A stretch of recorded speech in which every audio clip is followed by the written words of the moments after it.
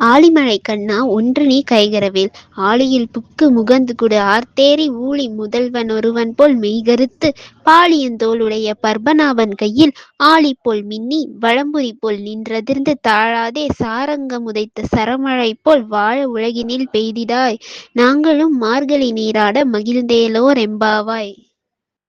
இப்போ இதோட பொருள் விளக்கத்தை பார்ப்போம். வருணதேவனே, சிறிதும் ஒழிக்காமல் கடலில் புகுந்து நீரை மொண்டு இடி இடித்து ஆகாயத்தில் ஏறி திருமாலின் திருமேனி போல் கருப்பாகி அழகான தோள் கொண்ட பத்மநாபன் கையில் உள்ள சக்கரம் போல் மின்னலடித்து அவனுடைய சங்கு சக்கரம் போல் அதிர்ந்து முழங்க உன்னுடைய வில்லாகிய சாரங்கம் வீசிய பானங்கள் போல் மழை பெய்து உலகம் அனைத்தும் வாழ நாங்களும் மகிழ்ந்து மார்கழி நோன்புக்கு நீராடுவோம். இதுவே இப்பாடலின் பொருள்.